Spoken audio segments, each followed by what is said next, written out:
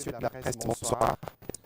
Je sais que c'est samedi soir, mais l'actualité n'attend pas et la situation de la République démocratique du Congo nous empêche parfois de prendre le moment de week-end. Et merci à vous de vous associer à ces démarches. Donc nous avons convié à cet exercice de redevabilité qui fait suite à celui que nous avions eu le 7 juillet dernier, quand nous sommes revenus de l'Ouganda, où le président de la République avait rencontré son homologue Kagame, le président de l'époque Kagame, sous l'égide du président angolais.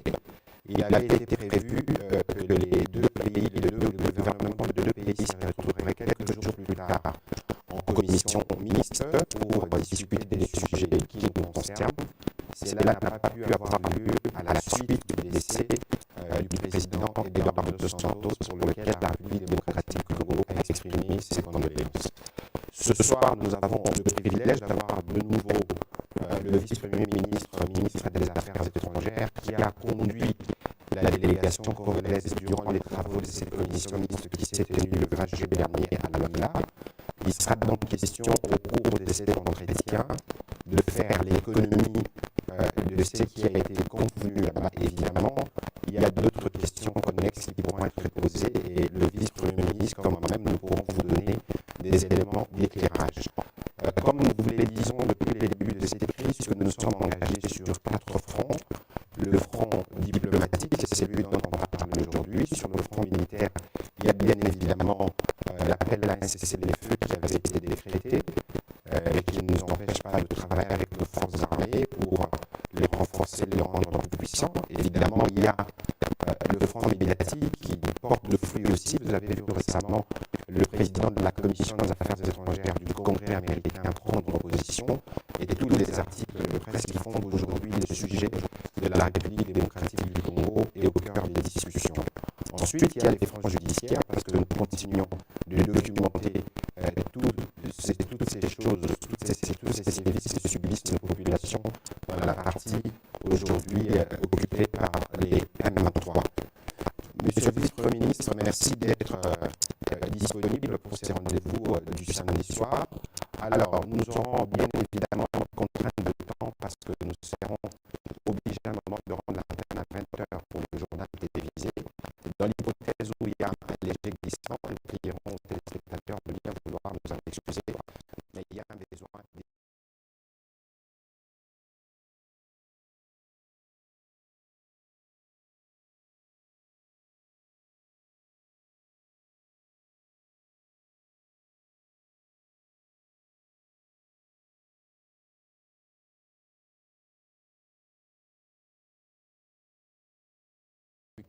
Qui a connu la participation des chefs d'État eux-mêmes, à savoir le médiateur, le président angolais Manuel Joao Gonçalves Lourenço, le président de la RDC, notre chef de l'État, Félix-Antoine Tshisekedi Tshilombo, et le président rwandais Paul Kagame.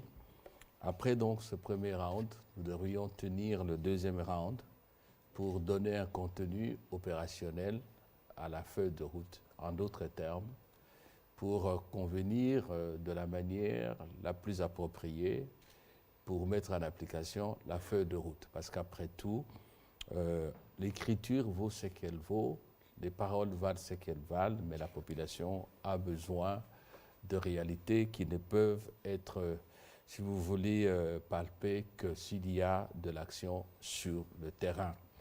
Et nous nous sommes retrouvés donc deux délégations, l'une conduite, la délégation rwandaise par mon collègue, et la nôtre certainement par moi, avec comme modérateur mon collègue de l'Angola, Antonio Tete, ministre des Affaires étrangères. Grosso modo, les points centraux de la feuille de route, je vous le rappelle, c'est le retrait, d'abord la cessation des hostilités et le retrait du M23 des localités occupées illégalement et par la violence. Et deuxième point, c'est la problématique des FDLR et de toutes ces factions dont le Rwanda prétend qu'elles perturbent si vous voulez, les relations avec la RDC par des incursions sous son territoire. Et puis, vous avez le troisième point focal, c'est la question des réfugiés. Le quatrième, c'est la question de la coopération, commerce, économie, tout ce que vous voulez. Et puis, évidemment, il y a comment je peux appeler la question touchant au mécanisme ad hoc que nous avons mis en place, mécanisme de vérification, et nous allons en parler. C'est comme ça qu'on a serré les points sur lesquels il fallait dégager des modalités pratiques. Dans tout cela, en fait, on peut dire que ça se résume à un seul problème. C'est la question de la sécurité et de la défense, parce que, au risque de verser dans les illusions, dans un monde tout à fait irréaliste, les questions de coopération, aujourd'hui, on les aborde parce que c'est une commission conjointe qui a été créée comme nous en avons avec d'autres pays, mais je crois qu'il y a une question préjudicielle, c'est l'environnement, c'est-à-dire en fait la fin de l'agression dont notre pays a été l'objet, la fin de la violence. Alors, on a organisé le travail en deux sous-commissions. La première sous-commission, commission défense-sécurité. La deuxième, des questions connexes. En résumé, pour la question liée à la cessation des hostilités et au retrait des M23. Étant entendu, bien sûr, qu'il n'y ait pas de la confusion, on ne revient plus sur les principes, sur le point d'accord, on n'y revient plus. C'est question de voir, je le répète, comment arriver à obtenir le résultat. Corrélé avec la question des FDLR, nous avons évité des télescopages avec une autre initiative forte qui est aujourd'hui acceptée et soutenue par la communauté internationale, d'abord à partir de l'Afrique, l'Union africaine et son Conseil paix et sécurité. L'initiative elle-même vient d'une communauté, la communauté d'Afrique de l'Est. Et puis au niveau mondial, il y a le Conseil de sécurité des Nations Unies qui soutient l'initiative. C'est la mise en place de la force régionale dont la finalité, la mission est une mission offensive. Ce n'est pas une force d'interposition. Ceux qui se souviennent encore du communiqué d'avril, 21 avril, si je ne m'abuse, de Nairobi, savent que l'alternative est militaire. En cas d'échec, l'alternative, la perspective politique, c'est cette force-là qui doit déloger toutes les forces négatives, en commençant par l'M23 et le reste. Donc, nous avons évité de donner l'impression qu'au niveau du médiateur et au niveau de la CIRGL, parce que le président Lourenço, c'est le président de la CIRGL, c'est à ce titre que l'Union africaine lui a donné ce mandat de renouer le dialogue entre les deux pays en vue d'aboutir à la solution définitive et durable, comme nous le souhaitons, de la crise que nous connaissons à l'Est. Alors, en ce moment-là, nous avons estimé que ce qui compte, ce qu'il faut faire maintenant, ce n'est pas de créer une autre force, c'est de faire que la force régionale, dont les prémices sont en train d'être jetées maintenant, soit rapidement opérationnelle. Et pour cela, ce qu'il faut maintenant, parce que nous sommes dans le cadre du mandat du président Lourenço, c'est que nous demandions, quand je dis nous, j'entends la délégation rwandaise, la délégation congolaise, nous demandions aux médiateurs de l'Union africaine de tout faire, de peser sur la balance pour que cette force soit opérationnelle le plus rapidement possible. Et d'après les éléments que nous avons, qui datent d'ailleurs du moment où on a tenu la dernière rencontre, le dernier sommet extraordinaire des chefs d'État de la communauté de l'Afrique de l'Est, cette force devra se déployer, j'allais dire, dans les semaines qui suivent. Donc voilà la grande conclusion sur cette question-là de la cessation des hostilités et du retrait du M23 de notre côté. Le Rwanda parle des FDLR, ok, c'est ça la perspective, disons, le mécanisme qui nous paraît le plus efficace. On va en parler certainement parce que j'ai lu et j'entends certains compatriotes, chacun a ses motivations bien sûr, dire que bon, on n'a pas dit que les M23 doivent se retirer. Cela a été dit, il n'est plus question de répéter la même chose. C'est que l'enjeu, le défi, c'est d'obtenir que la cessation des hostilités et le retrait soient effectifs. De deux choses l'une, où on utilise la force de frappe militaire et on contraint à ceux qui occupent notre territoire, nos territoires, les espaces donc, de partir, de le libérer, on le déloge, ou, j'allais dire en attendant, nous continuons le combat politique qui ne reste pas moins aussi un combat important. Quand il y a des difficultés, des crises comme celle-ci, vous avez la perspective militaire, la perspective diplomatique et la perspective de communication dans laquelle nous nous trouvons aujourd'hui. Alors, maintenant, s'agissant, je prends les axes essentiels si vous voulez, de la question de l'opérationnalisation du mécanisme ad hoc. Rappelez-vous, pour ceux qui ont lu la feuille de route, étant donné que chacune des parties accuse l'autre d'un certain nombre de faits précis, c'est-à-dire, dans le concret, nous estimons, et à bon droit d'après nous, qu'il y a un soutien du Rwanda au M23, et le Rwanda nous accuse de collaborer avec les FDLR, nous n'allons plus continuer dans les dénégations. Il faut aller sur le terrain. Nous avons convenu qu'on crée un mécanisme ad hoc dirigé par un général angolais qui va vérifier la véracité des affirmations, des accusations des uns et des autres.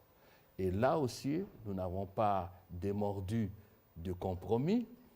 Nous avons appelé le président de l'Angola, qui est médiateur, nous l'avons appelé à nommer rapidement cet officier général de l'armée angolaise et une équipe d'observateurs qui vont se déployer sur le terrain pour procéder à la vérification et pourquoi pas aussi jouer aussi un rôle, si vous voulez, de monitoring et un rôle préventif. Et nous avons lancé cet appel, et ça ne peut pas être autrement que cela, parce que ce n'est pas le président Tshisekedi qui désigne cet officier, encore moins le président du Rwanda, et c'est le président Lourenço, nous lui avons demandé de faire diligence pour que ce mécanisme soit opérationnel. Alors, est arrivée la question des réfugiés. Les Congolais savent, je dirais l'on sait, parce qu'il n'y a pas que les Congolais qui le savent, qu'il y a eu des accords, je crois, de 2013, si je ne me trompe pas. Les accords qui ont été signés, et ces accords devaient être appliqués, ou en tout cas, ils ont été appliqués quelque part. Bon, maintenant, étant donné que dans la gestion des réfugiés, quels qu'ils soient, entre les deux pays, nous avons mêlé la communauté internationale à travers le Haut Commissariat des Nations Unies aux réfugiés, qui est l'institution spécialisée dans le domaine sur le plan international. Nous avons estimé qu'il faudra continuer la perspective du retour en associant étroitement le Haut Commissariat des Nations Unies aux réfugiés. Et nous tous, on s'était mis d'accord qu'il y a eu une évolution depuis lors. Et je vais vous expliquer ce que c'est que cette évolution-là, parce que là aussi, j'ai lu dans les médias sociaux, comme on le dit, des choses qu'on a racontées à dormir debout. Nous allons y revenir. Il faudra tout de même que nous puissions faire l'état des lieux. Ce n'est pas nous. Quand je dis nous, ce n'est ni le président Tshisekedi, ni le gouvernement actuel, et ni personne de ceux qui gèrent le pays aujourd'hui. Il n'y a personne qui a conclu ces accords. Nous avons au moins le droit d'en savoir plus pour nous mettre à les appliquer. 2, parmi ceux qu'on a appelés à l'époque des réfugiés, il y en a qui ont repris les armes. C'est aussi un problème. 3, de notre côté, la RDC, les services spécialisés, les services qui ont été chargés du dossier depuis 2013 jusqu'à aujourd'hui, nous ont affirmé, avec dossier à l'appui, qu'en ce qui concerne les M23, primo, nous avons déjà rapatrié un gros lot, un grand nombre, avec le Haut Commissariat des Nations Unies aux réfugiés. Secundo, le dossier a été apprêté et il y a eu des listages, parce que n'oubliez pas qu'en matière de réfugiés, du point de vue du droit international, Convention de Genève, je crois de 1949, Convention de l'Union africaine, de l'OUA de 1967, le principe majeur, c'est le rapatriement volontaire. Vous ne pouvez pas aller prendre quelqu'un et le rejeter du côté où il craint d'être persécuté. Donc, j'illustre seulement. Compte tenu de tout cela, nous avons estimé que nous devons, avec le Haut Commissariat des Nations Unies aux réfugiés, un peu revoir tout ce qui a été dit et puis aller de l'avant. Et je vous ai dit, je le répète, nous avons une règle d'or à laquelle le chef de l'État tient mordicus. Plus question de brassage, plus question de tout autre mixage, je ne sais pas, institutionnel ou des unités militaires ou quoi. Maintenant, nous avons, le programme de démobilisation, désarmement, réinsertion communautaire et stabilisation. Donc, nous en tenons à ça. Le président a ouvert de nouvelles perspectives. Sa mer s'est tendue par rapport à ceux qui sont des groupes armés pour qu'ils reviennent dans le cadre de ce programme qui a été accepté par la communauté internationale pour le financement. Donc voilà la gamme des faits qui explique que nous sommes mis d'accord avec les autres pour qu'on n'applique pas ces accords à bas initio, donc dans l'état du départ. Voilà. Alors maintenant, le dernier point, c'est la question des accords, coopération économique et tout. Comme je vous ai dit, je me répète, parce que c'est ça la vérité. Les évidences ne se démontrent pas, elles se constatent. On ne peut pas nous mettre dans la posture des gens qui font des rêves.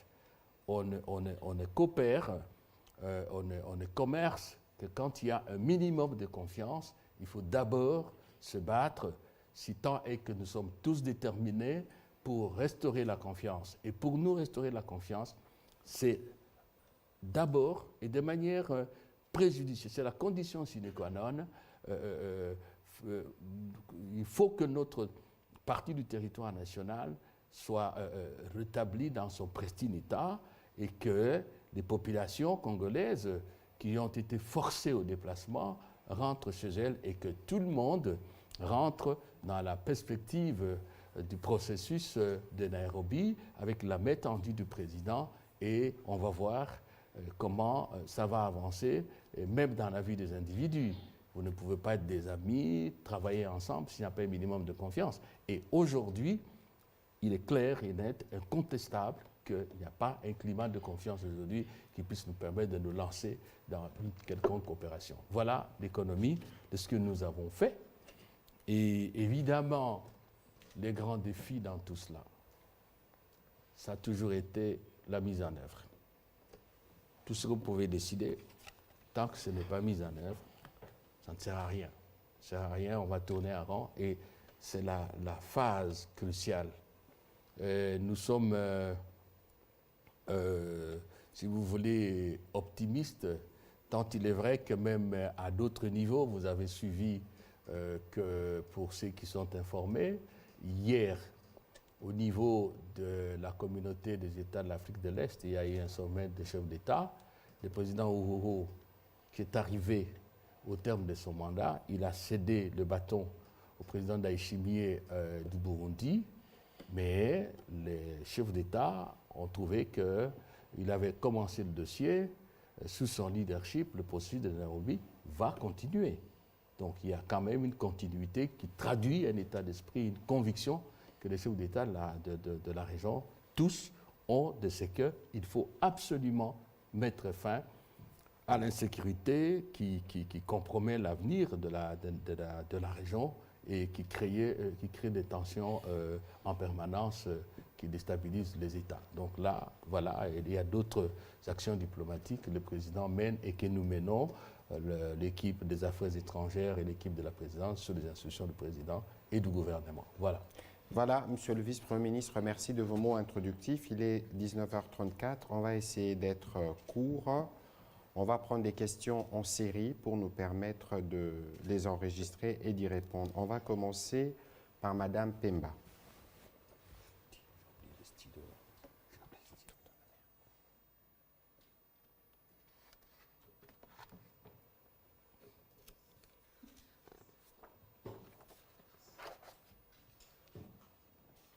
Puis ce sera Alain Lino Marcelli et Patient Ligodi. Vous pouvez juste avancer, on va prendre des séries de 3, on y répond. Ensuite, on pourra prendre une deuxième série jusqu'à ce que le temps nous fasse défaut.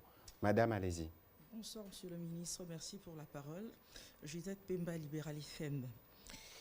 Monsieur le vice-premier ministre, vous n'avez pas confiance au Rwanda, mais de vous à nous, est-ce que vous croyez quand même à l'Ouganda, à la coopération entre la RDC et l'Ouganda?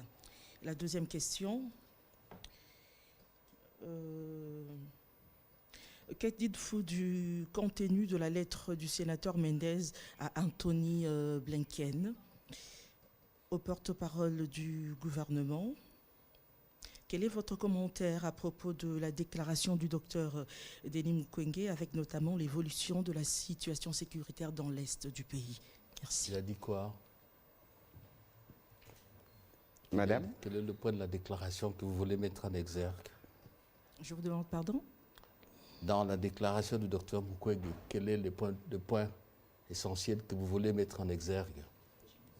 Vous avez juste posé la question, c'est à vous de... Non, mais il faut que je comprenne la question. Il faut que je comprenne la question.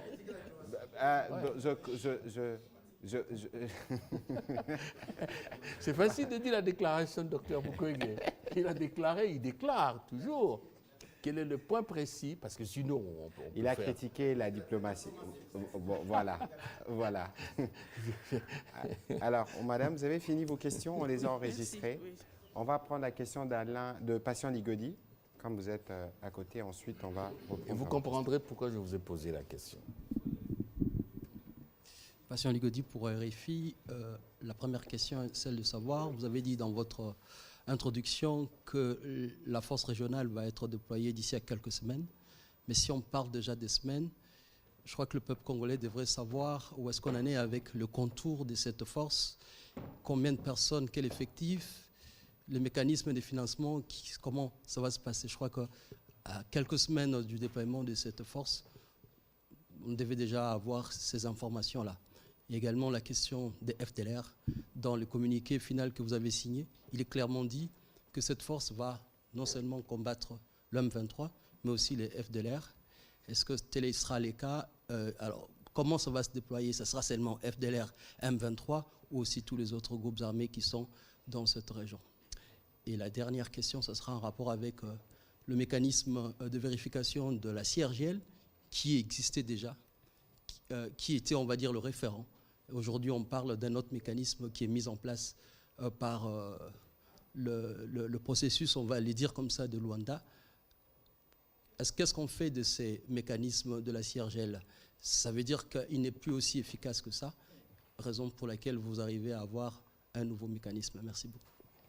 Merci. Monsieur le vice-premier ministre, on peut répondre à deux journalistes, mais qui ont posé 5 questions. Ah oui, en effet. Madame dit que j'affirme que nous n'avons pas confiance au Rwanda. Est-ce que nous croyons coopérer, c'est ça, avec le Rwanda? Peut-être que je ne me suis... Comment? Ah, l'Ouganda.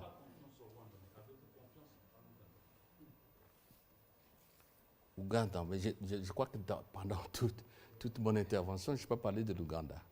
J'ai parlé du Rwanda parce que c'est le Rwanda qui était avec nous et qui est avec nous à Luanda. À Luanda. Donc là, je ne sais pas si c'était un lapsus lingué, mais je ne crois pas avoir cité l'Ouganda. Mais je comprends le sens de sa question.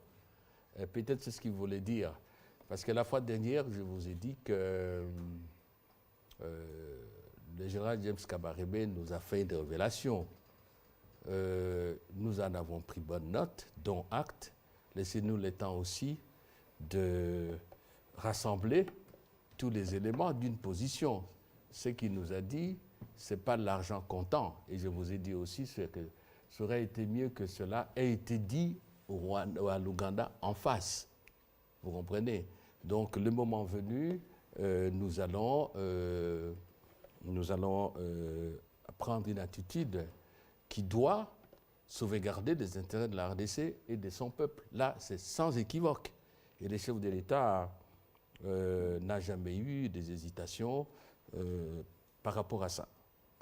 Si vous voulez parler de l'Ouganda. Maintenant, nous avons le Rwanda avec qui nous traitons. Le cas de l'Ouganda, je me répète, nous avons une série d'informations. Laissez-nous nous faire notre religion et savoir ce que nous allons faire. OK? Et que pensez-vous de la... Et une autre question là, avant d'arriver à Mukwege. La déclaration du président de la Commission des Affaires étrangères du Sénat américain. Ah oui. Bon, ce qui est important, c'est que sur le plan institutionnel, pour la deuxième fois, les États-Unis reconnaissent que le Rwanda y est pour quelque chose. Je dis la deuxième fois, il ne faut pas oublier qu'après le contact, la réunion que j'ai eue avec les ambassadeurs des pays membres permanents du Conseil de sécurité accrédités chez nous, l'ambassade américaine a publié une déclaration dans laquelle elle exprimait la préoccupation des États-Unis de savoir que le Rwanda est mêlé à cette cuisine qui ne produit pas des mets consommables, qui ne produit que des dégâts, des dégâts tout à fait inacceptables. Et aujourd'hui, c'est le président de la Commission des Affaires étrangères du Sénat. C'est institutionnel. Donc nous espérons que cette intervention médiatique retentissante et conforme à ce que nous avons toujours dit, va pousser davantage le gouvernement des États-Unis à comment dirais-je, à clarifier un certain nombre de choses et à contribuer, surtout ça, à contribuer à la fin de la crise en RDC. C'est une grande puissance, c'est un pays membre permanent du Conseil de sécurité. Ce n'est pas un fait bénin. Alors, docteur Mukwege, critiquer la diplomatie, j'ai entendu encore d'autres critiques. J'ai lu des critiques chaque jour. Hélas, il n'y a que celui qui n'agit pas qui n'est pas critiqué. Mais ce qui m'intéresse le plus, quelle est la perspective qu'il donne? C'est ça qui est plus intéressant pour moi. Vous ne pouvez pas être un acteur politique institutionnel sur le président, sur le ministre des Affaires étrangères, sur le gouvernement, et se dire que les Congolais n'ont pas le droit de vous dire « vous avez mal marché, vous avez mal prononcé tel mot ». C'est ça la démocratie. Mais ce qui intéresse, et c'est ce que je demande à tous les compatriotes, quand vous critiquez, vous dites « voici ce qu'il faut faire ». Et pour cela, il faut maîtriser non seulement les faits, mais les règles du jeu diplomatique. Vous ne pouvez pas vous engager dans une perspective diplomatique et croire qu'un beau matin, on va prendre les armes et on va, vous qui faites la diplomatie, avec ces armes à la table de négociation pour tirer sur vos interlocuteurs. Je ne sais pas si nous nous comprenons. Donc, je suis très intéressé à pénétrer la perspective que nous propose le docteur Mukwege, comme d'autres qui s'expriment dans les médias sociaux, à la télévision, à la radio. C'est ce qui est intéressant. Le reste, je dis, vive la démocratie et allons de l'avant. Voilà. Mon ami Ligodi, la force régionale, si mes souvenirs sont bons, le dernier sommet des chefs d'État de 7 pays membres de la communauté d'Afrique de l'Est qui s'est tenu à Nairobi, je crois au mois de mai, a été consacré principalement à l'examen du rapport des chefs d'état-major des armées des pays membres de la communauté. Le CONOPS, ils appellent, je pense. Comment? Le CONOPS, Oui. le plan opérationnel. Le plan opérationnel. Il y a un plan opérationnel qui existe. Et c'est à cette occasion, d'ailleurs, que le président Tshisekedi a eu à dire clairement qu'il n'est pas question que l'armée rwandaise se déploie en RDC. Donc, les autres pays ont j'allais dire, des parcelles d'intervention bien définies. Le financement, le principe qui a été admis est que chaque pays finance l'intervention, l'action de son armée. Évidemment, on peut se demander si c'est réaliste, mais il y a aussi d'autres perspectives qui sont ouvertes sur la coopération internationale. Vous avez appris, parce que vous êtes un journaliste chevronné, que hier, à Arusha, la décision a été prise de créer un fonds spécial pour la gestion de la crise à l'est du pays. Il y a eu des décisions importantes. Le président Uhuru a été désigné médiateur de la communauté dans le dossier, je venais de vous le dire, dans la crise. Et il y a eu cette décision-là qui a été prise.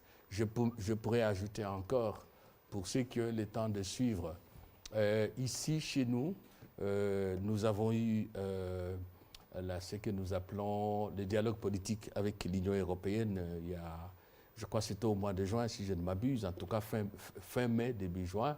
Et à l'occasion de ce dialogue politique, qui constitue une réunion que je tiens comme les affaires étrangères avec l'Union européenne à travers ses ambassadeurs ici. Il y a même une équipe qui est venue de Bruxelles pour évaluer la coopération. Il a été dit que l'Union européenne était prête à examiner la possibilité d'intervenir. Voilà. Au niveau de l'Union africaine, je peux vous donner encore une autre information, parce que je viens de Lusaka, où je suis allé d'abord au conseil exécutif qui réunit tous les ministres des Affaires étrangères de l'Union africaine, et puis il y a eu ensuite le sommet des chefs d'État. Nous avons traité de la question de la facilité pour la paix, c'est-à-dire le fonds qui est constitué un fonds pour des interventions en soutien de toutes les initiatives tendant à restaurer la paix en Afrique lorsqu'il y a des crises. Donc voilà le dispositif de financement. Au départ, les financements par chaque pays de ses troupes, mais il y a des disponibilités qui sont prévues, le fonds qui va être constitué, la facilité de paix, et il y a aussi des dispositions d'esprit qui ont été exprimées par nos partenaires. Les effectifs, on a déterminé, mais je n'ai plus les chiffres, je n'ai pas raconté des histoires là. Je ne peux pas raconter des histoires. De toute façon, sur ces questions, on ne aussi, saurait pas aller dans le détail, parce que c'est des questions qui relèvent. J'allais dire aussi que même si je le connaissais, militaire, ouais. Qu'est-ce qu'on dit là? Secret militaire. Du domaine militaire. Oui, on connaît l'effectif de la MONUSCO, mais je ne peux pas m'amuser à vous dire que ça sera un militaire. J'exagère. Ou 1 million. J'exagère aussi. Comprenez-moi. Alors, vous vouliez savoir si la force régionale... Le mécanisme... Non, avant d'arriver au mécanisme. Vous vouliez savoir si la force régionale ne concerne que l'M23 et le FDLR. Non, il faut voir le communiqué du 21 avril. Il était dit 2 perspectives. La perspective politique consistant pour chaque chef d'État à attendre la main pour la paix à ces groupes armés. Parce que Nairobi, ce n'est pas seulement que la RDC, c'est toute la région. Donc, on a demandé à chaque chef d'État de prendre des initiatives pour prendre langue avec les groupes armés qui sont de son pays. Et si il y a des groupes armés qui refusent, c'est le cas du M23, d'entrer dans cette perspective de paix, de prendre la main tendue, en ce moment-là, la force régionale intervient. Ça concerne tous les groupes armés. Pour nous, nationaux et étrangers, parce que nous avons des groupes armés étrangers. Voilà, c'est très clair, il faut dire. Alors, le mécanisme, c'est une bonne question. Pourquoi a-t-on créé un mécanisme ad hoc? C'est bien dit ad hoc, c'est uniquement pour ce cas. C'est parce que on a remarqué, et il y a des faits qui parlent, chaque fois que le mécanisme élargi de la CIR se déploie, son rapport est contesté par l'une des parties. Et ça boude, ça bloque. Alors, compte tenu du fait que l'Union africaine a cette fois-ci désigné un médiateur, c'est-à-dire défini un mandat précis qui ne concerne que ce cas-ci, nous nous sommes dit, pour éviter ce va-et-vient, ce blocage que nous connaissons, alors maintenant, qu'est-ce qu'on fait? Nous allons mettre en place un mécanisme pour ça, mais qui est dirigé par le pays dont la médiation relève de sa charge, de son mandat. Et donc, de l'Angola, parce qu'au-delà du président Lourenço, c'est à l'Angola qu'on a donné la mission de médiation, le mandat de médiation. Alors on a dit, bon, ok, nous sommes tous d'accord et nous nous engageons tous à respecter les conclusions qui seront données ou les rapports qui seront faits par le mécanisme, le général angolais et son équipe pour cela. Et d'ailleurs, pour encore aller plus loin, nous allons avoir des officiers de liaison rwandais qui sont au Rwanda, congolais qui sont en RDC. Donc voilà la motivation. Ce n'est pas que l'autre mécanisme est disqualifié. Et je termine sur la question. Lisez la feuille de route de Luanda, du premier round. Vous trouverez que nous avons demandé, et ça a été accepté par les chefs d'État, de requalifier les mandats du mécanisme élargi de la CIRGL qui existe actuellement pour lui donner un rôle préventif. S'il y a de mouvements de troupes, on signale déjà, et un rôle de constat au moment où les faits sont accomplis. Donc un rôle a priori et a posteriori. Donc voilà. Voilà, à cette première série de questions, je vais me permettre un petit commentaire sur la question de Madame Pemba à propos du docteur Mukwege. Je n'ai pas vu de contradiction dans l'absolu, en dehors, bien évidemment, des aspects que le docteur a exprimé ses opinions, dans ce qu'il dit et dans ce que nous faisons. Parce qu'il recommande deux choses. La réforme des services de sécurité, elle est en cours. Nous avons adopté la loi sur la programmation militaire qui va nous permettre de nous engager comme on ne s'est jamais engagé pour l'armée de toute l'histoire. Parce qu'on va mettre 1 milliard par an. C'est le minimum pour commencer. Mais il faut qu'on se convienne tous que reconstruire, rebâtir une armée pour un pays de 2 345 000 km² avec les problèmes structurels que nous avons connus ces dernières années, notamment une vingtaine d'années d'opérations militaires, requiert du temps. Donc c'est une tâche à laquelle nous nous attelons sous la conduite du président Tshisekedi, et nous avons déjà de ce point de vue beaucoup de points positifs parce que vous voyez qu'il y a des nouvelles brigades qui sont fermées, des nouvelles unités. Deuxièmement, à propos justement de la MONUSCO, il ne faut pas qu'on se leurre. La MONUSCO, aujourd'hui, n'a pas les capacités opérationnelles qu'elle avait en 2013.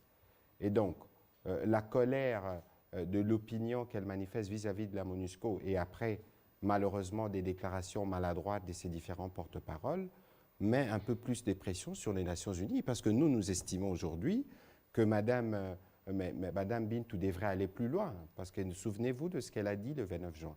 Et donc, il faut considérer qu'en des moments précis de l'histoire du pays, il est important que tous les Congolais s'alignent derrière la position du gouvernement. Nous l'avions dit tout à l'heure que nous sommes engagés sur plusieurs fronts. Voulez-vous que je vous rappelle que vous avez vu le président Kagame, comme il est fait rarement, faire 2 interviews en une semaine? Pourquoi pensez-vous qu'il a pris le devant? Pourquoi pensez-vous aujourd'hui que le président de la Commission Affaires étrangères des États-Unis d'Amérique a pris le devant pour demander des explications au secrétaire d'État Blinken.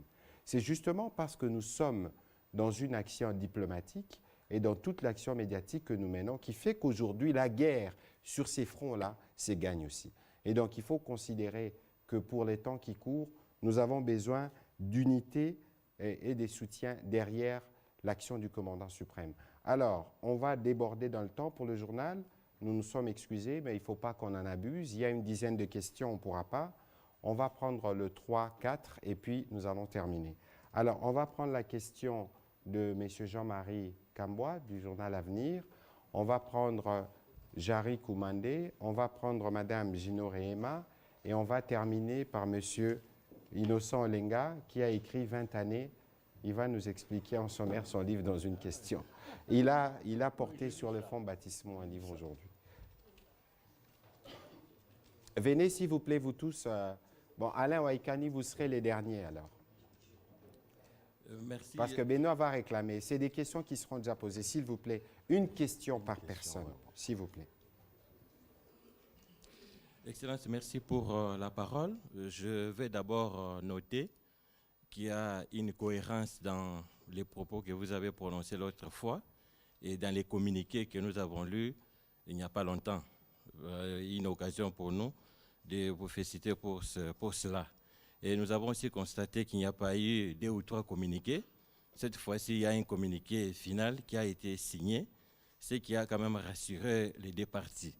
Mais je voudrais quand même savoir quelle a été l'attitude du gouvernement rwandais, qui est toujours habitué à refuser ou à nier même les évidences.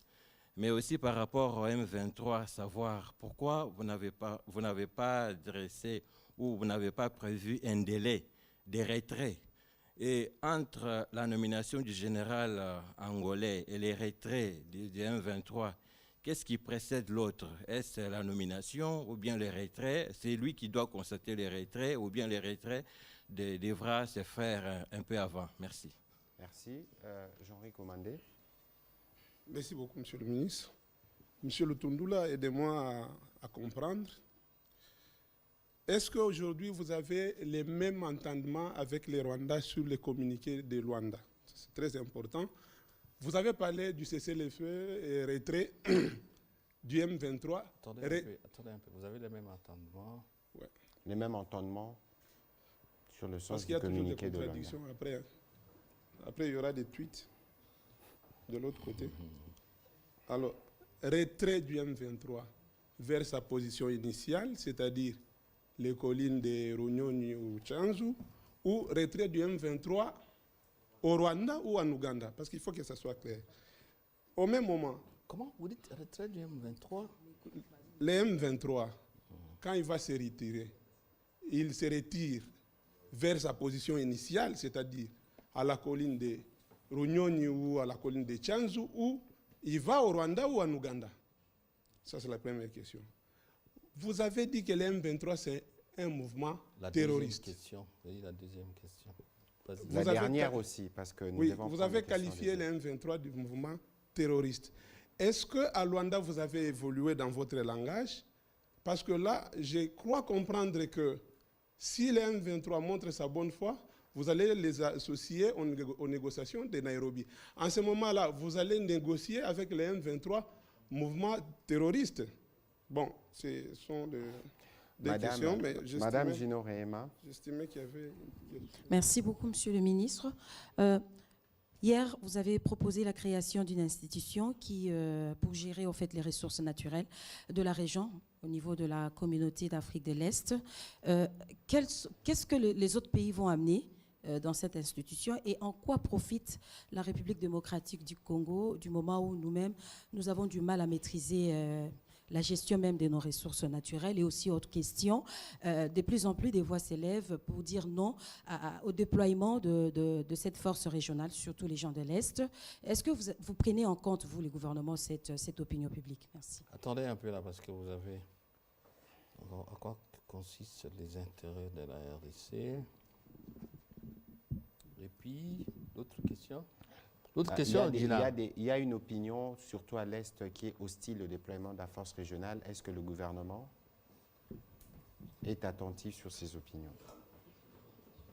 Attendez. Innocent Alenga, une question s'il vous plaît. Merci pour la parole. Il y a quelques jours, le président du Sénat, à l'Est de la République, a demandé à la MONUSCO de plier bagages. Et quelques jours après, la MONUSCO vous a saisi et l'a écrit. Est-ce que vous lui avez déjà répondu? Attendez un peu là. MONUSCO, oui, MONUSCO nous a saisi. Est-ce que vous avez répondu à cette note de la MONUSCO? Et la force régionale qui arrive, va-t-elle s'associer au casque bleu ou ça sera des opérations?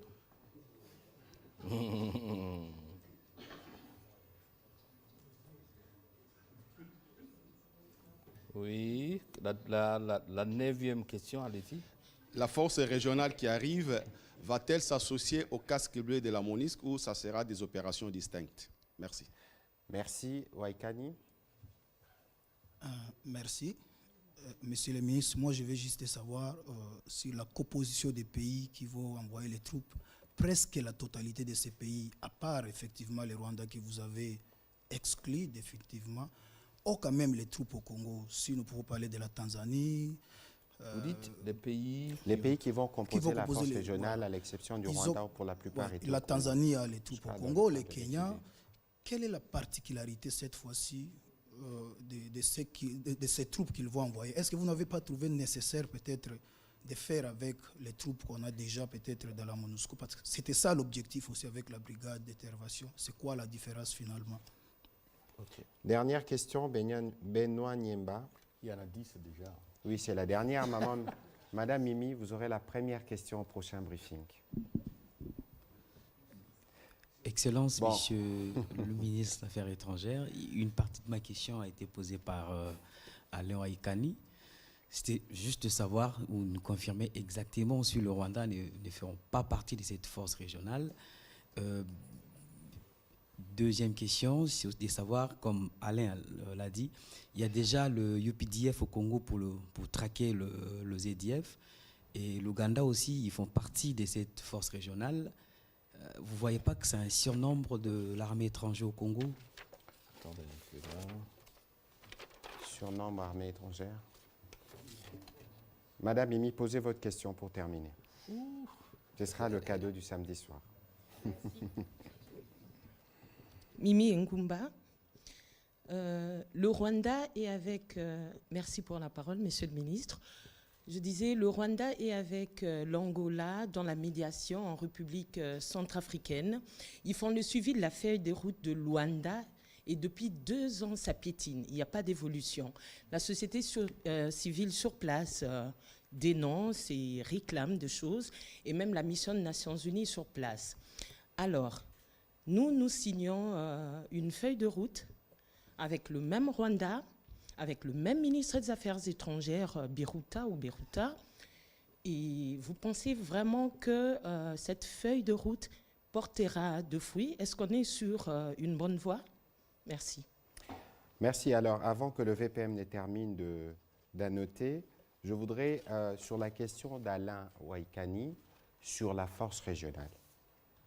Vous dites qu'il y a des troupes tanzaniennes qui sont dans la FIB, dans la MONUSCO. Il faut regarder le mandat de la MONUSCO, regarder le mandat de la force régionale, vous trouvez la différence. Mais lorsqu'on amène des troupes, par exemple pour ce qui concerne la force régionale, ou même quand il fallait faire l'opération Tchouja avec les Ougandais, il y a ce que j'ai dit tout à l'heure qu'on appelle CONOPS en langage des initiés, c'est des plans opérationnels qui sont discutés. Évidemment, la MONUSCO, dans le cadre de son mandat, ne peut pas s'associer aux autres forces qui sont invitées en République démocratique du Congo, mais ils partagent des informations parce qu'ils sont dans un même périmètre. Et donc, il faut, à cette question, regarder simplement les différents mandats qui leur sont conférés. Ça peut permettre d'avoir une vue des missions des uns des autres. Monsieur le vice-premier ministre, si vous êtes prêt, vous pouvez prendre la parole. Je vous informe que j'ai eu 13 questions. Attitude du gouvernement rwandais habitué à nier.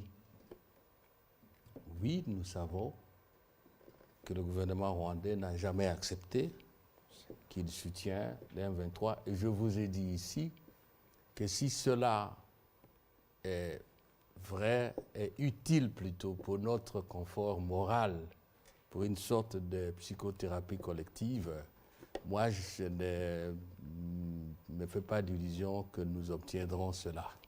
Ce n'est pas ça qui est important. Le Rwanda peut dire aujourd'hui je soutiens le M23 et alors? Et alors? Et la perception que l'on doit avoir de cela, c'est celle-ci, et nous l'avons dit. Si le Rwanda dit qu'il n'est pas parti à ce qui se passe à l'Est, aux côtés de M23, à tout le moins, doit-il être parti à la solution? Je ne sais pas si je me fais comprendre. Le Rwanda, ok, n'est pas parti au combat, à la crise. Mais le Rwanda ne peut pas refuser d'être parti à la solution. Voilà la réponse que je vous donne. Prévoir un délai de retrait, non, ça c'est la démagogie. Je crois que pour peu qu'on respecte le compatriote, ou qu'on se respecte soi-même, on ne peut pas se lancer à cette aventure pour se faire applaudir. Non, non. Ce qu'il faut, c'est dit aux Nations Unies, à la Communauté d'Afrique de l'Est, à l'Union africaine, à Luanda, retrait immédiat, cessation immédiate des hostilités. C'est clair, la notion de délai est prise en compte. Mais ce n'est pas suffisant. Ce n'est pas suffisant. Ce qu'il faut est qu'effectivement, les M23 se retirent, mieux, soit forcés à se retirer. Parce que se retire signifie quelque part aussi, laissez-moi vous dire ça, qu'on compte sur sa volonté. Et là aussi, c'est se tromper soi-même que de penser qu'un beau matin, les gens de 1-23 vont prendre clic et clac, bagages, et puis vont vous dire, nous nous retirons. Ça, on ne peut pas se livrer à ça.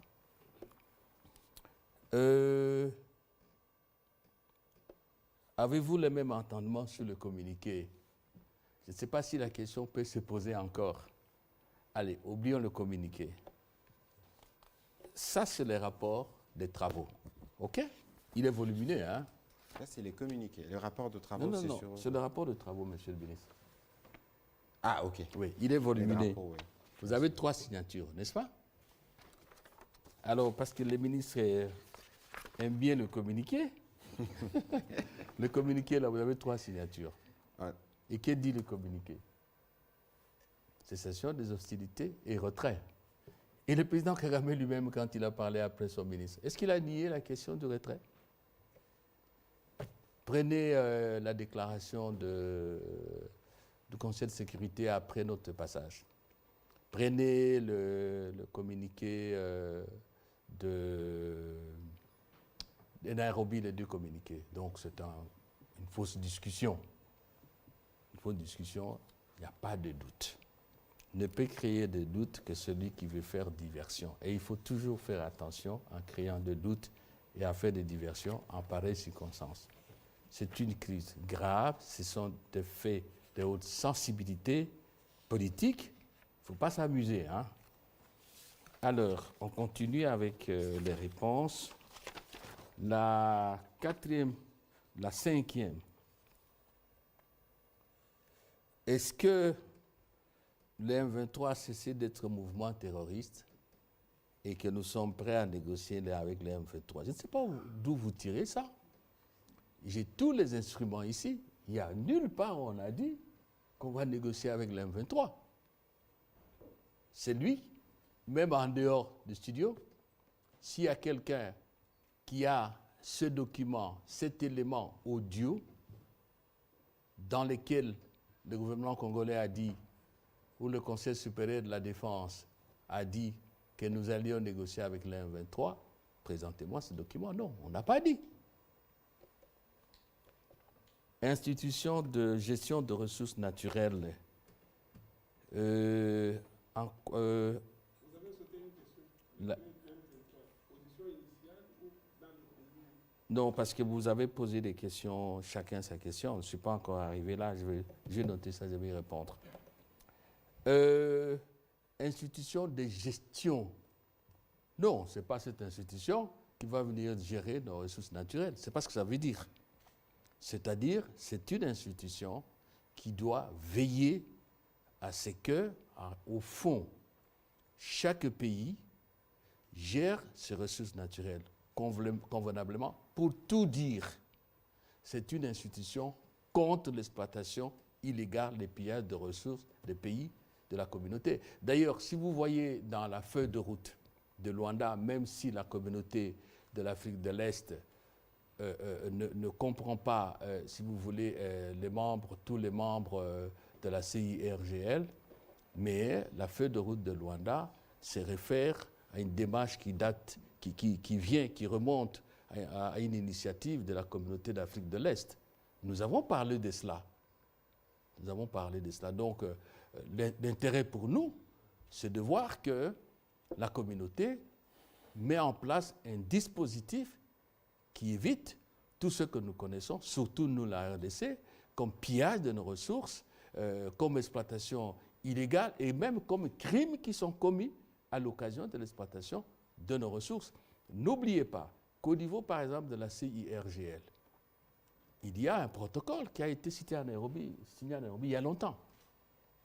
Un protocole relatif spécifiquement à cette matière-là. Mais est-ce qu'on l'applique ou est-ce qu'on ne l'applique pas? Je n'en sais rien, mais en tout cas, le bilan n'est pas celui auquel on s'attendait, mais qu'il y ait une autre communauté qui se préoccupe de la question. Nous avons nous en féliciter et nous avons intérêt à ce que cela soit mis en place et s'exécute.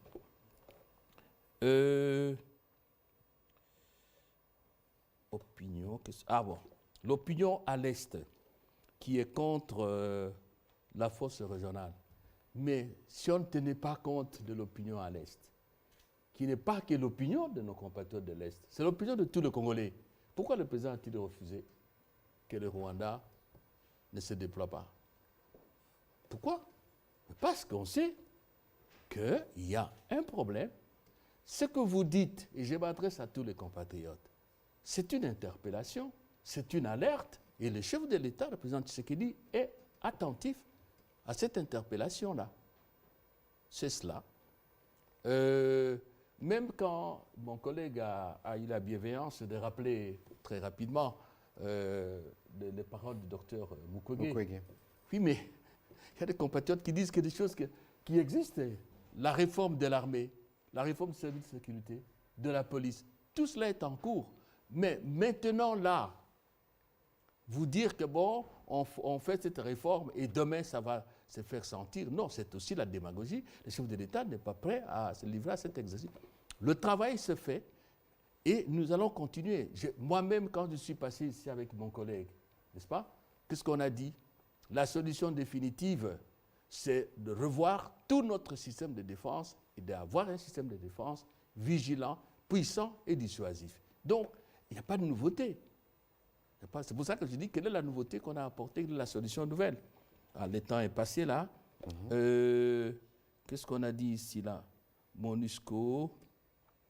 Le MONUSCO nous a saisis, mais nous avons répondu. Vous n'avez pas vu notre réponse?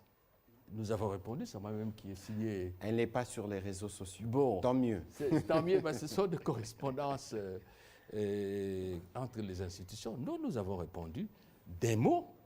Lorsqu'il y a eu cette intervention maladroite, comme il a dit, sur RFI, je vais vous dire, tout le monde a réagi, en commençant par le président de la République. Nous tous. Moi, je n'étais pas ici, on a réagi et on a répondu. Oui, il faut assurer la sécurité. Et je le dis à la télévision, la RDC ne cédera pas à toute tentative, à toute velléité de mettre en cause l'accord de siège que nous avons signé avec les Nations Unies concernant la MONUSCO.